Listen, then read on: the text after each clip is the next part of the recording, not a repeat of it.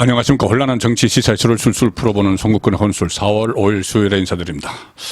오늘 아침 조간 딱 풀 시간에 제가 김만배 그리고 박영수 두 사람의 검은 공생관계를 말씀을 드렸습니다. 최순실 게이트 수사를 한 박영수 특검이 이 대장동 게이트의 보이지 않았던 손이었다, 이 말씀을 드렸는데, 요지는 이거죠. 이 박영수 전 특검이 그때 그 대장동 그 사업 초기에 우리은행 이사회 의장으로 있었는데, 이 당초에 대장동 사업의 주도권은 남욱이 지었습니다. 남욱 변호사. 그런데 이 남욱 변호사의 이 배후 역할을 처음에는 그 박영수 전 특검이 하다가, 그 다음에 이 우리은행이 이 남욱이 주도하는 그 컨소시엄, 대장동 사업 컨소시엄에 들어가지 못하도록 작업을 하는 바람에 이 남욱의 세력이 약해졌다. 그리고 그 대신 주도권을 김만배 씨가 가져가도록 했다. 하천대유를 설립을 해서. 자, 그 요지를 말씀을 드렸는데, 결국 우리은행이 남욱의 컨소시엄에서 빠져나오게 함으로써 결과적으로 김만배가 주도권을 갖도록 했다. 자, 그 말씀을 아침에 드렸었죠. 그리고 뭐 대가가 있겠죠. 그렇게 하면은. 그래서 이 사업 주도권이 김만배에게로 그 변경이 된 이후에 그 박영수는 하천대유 고문으로 들어가서 뭐 일도 안 하고 2억 5천만 원 받았다. 그리고 그것뿐이 아니고 뭐 50억 클럽에 가입을 했는데, 그 정도가 아니라 200억 뭐 상가 주택을 받기로 약정을 했다. 불과 5억 원 투자를 하고. 자, 그 말씀까지 드렸습니다. 그리고 박영수의 딸이 하천대유에 취업을 했고 아파트를 분양을 받았고, 인척인 이모 씨가 대장동 아파트 분양권을 땄고. 자, 여기까지 말씀을 드렸는데, 이런 그 두 사람의 검은 공생관계가 여기서 그치지 않고 더 기막힌 일까지 했다. 자, 그 보도를 오늘 문화일보가 단독으로 보도를 했습니다. 이 문화일보 기사는 이렇습니다. 김만배, 박영수 수임 사건의 검사 만나러 다녔다. 자, 이 박영수 전 검사장이죠. 검사장인데 이 법조계에서 중수부장까지 한 인물입니다. 자, 그런데 박영수가 변호사를 하면서 사건을 수임을 하면은 그 수임한 사건을 해결해주는 해결사 역할을 김만배가 했다. 그래서 김만배가 검사들을 만나러 다녔다. 담당 검사들을. 자, 이거 엄청난 이 게이트가 될 수 있는 이야기입니다. 검사들을 로비를 해서 특정인 변호사가 수임한 사건을 해결을 했다.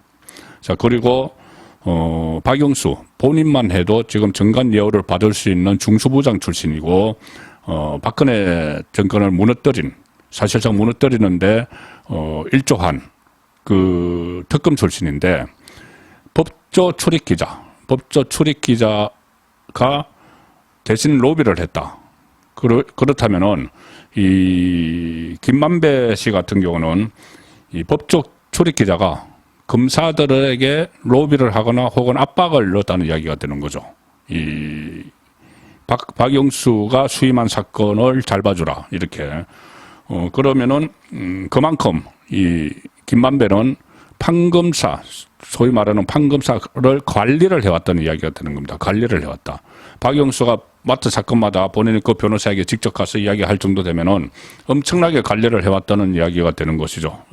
상당한 파괴력이 큰 이 법조 검찰 비리가 될 수도 있는 이야기라서 이 문제는 진실이 뭔지 따져봐야 되는 문제입니다. 그렇지 않아도 김만배는 그 전에 권순일 대법관에게 로비를 해서 이재명 구명을 했다. 자, 이런 의혹도 지금 나왔는데, 판사, 대법관, 거기다 검사들까지 다 로비 대상이었고, 결국 박영수가 맡은 사건을 그 김만배가 담당 검사를 만나서 해결을 해줬다. 그렇다면은 이 과거에 뭐 찍새, 딱새 이야기들 많이 뭐 기억을 하실 겁니다. 과거에 이제 구두를 닦는 사람들이 있을 때 가서 닦을 구두를 수거해갖고 오는 사람이 찍새죠. 찍어가지고 온다. 그리고 앉아서 닦는 사람이 딱새, 이렇게 이야기를 했는데, 이렇게 되면은 가서 사건을 수임해온 박영수는 찍새가 되고 그것을 해결한 김만배는 딱새가 되는 상황이 되는 겁니다.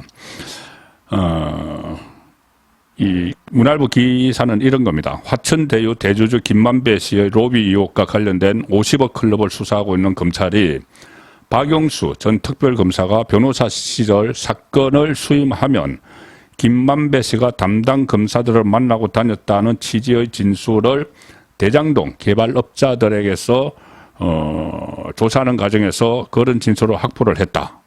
서울중앙지검 반부패수사일보가 대장동 관련자들로부터 찍새, 딱새 역할을 했다는 것을 그런 정언들을 확보를 했다는 이야기입니다. 이런 거죠.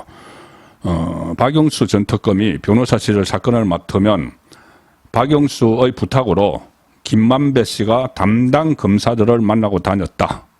어처구니 없는 이야기죠. 황당한 이야기입니다. 박용수 전 특검과 사건 의뢰인 김만배 씨가 함께 만나기도 했다. 이런 진술도 확보를 했다. 자, 김만배 씨와 가깝게 지냈던 인물들, 그리고 김만배 씨가 검사들 또는 뭐 판사들, 이 법조인들과의 인맥관계, 로비 이런 것을 장황하게 또 뭐 과시를 하고 했겠죠. 그 과정에서 들었다는 이야기들입니다. 또 대장동 개발업자들은 이런 이야기까지 합니다. 박용수 전 특검은 의뢰인이 있는 자리에서 김만배 씨에게 특정 검사들 이름을 언급을 하면서 만나보고 와달라고 하는 등 두 사람은 협력관계였다. 자, 내가 이번에 이 사건을 맡았는데 이 사건의 담당 검사는 아무개 검사야. 김만배, 당신이 가서 좀 만나고 와. 잘 이야기하고 와. 이렇게 됐다는 거죠. 그럼 그 중에서 박용수가 아는 검사도 있을 거고 김만배가 로비해 놓은 검사도 있을 거고 그래서 그렇게 검은 공생관계를 이뤘다는 이야기입니다.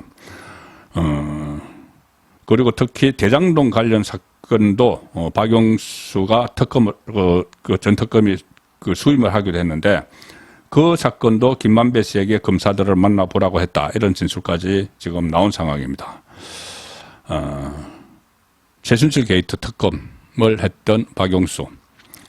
그 전에 그 이후에 이 가짜 수산업자에게서 포르쉐를 대여받아서 몰고 다녔다고 해서 논란이 돼서 특검직에서 사직을 했죠. 특검 수사가 끝나고 나서도 공소유지를 위해서 특검 명칭을 계속 가지고 있었는데 그거 사직을 했습니다. 비리 혐의로. 그런데 그것보다 더 엄청난 비리를 저지르고 있었다. 뭐 50억 클럽, 200억 약정, 뭐 여기 이것도 어마어마한 부정부패지만은 이 김만배 민간업자죠. 뭐 민간업자와 짜고 검사들에게 로비를 했다. 그리고 그 사건을 원만하게 뭐 해결을 하는데 이 법조 출입기자 출신 김만배가 또 활동을 했다. 그래서 두 사람의 이 검은 공생관계가 또 하나 드러났는데 최순실 게이트 특검을 했던 박용수는 대장동 게이트 배후 인물로 떠올랐고 거기다가 이 여러 가지 다양한 혐의들이 있고 검사들에 대한 로비 의혹까지 있기 때문에 이것이 박용수 게이트로 번질 가능성도 배제할 수 없게 됐습니다. 송국근의 혼술이었습니다.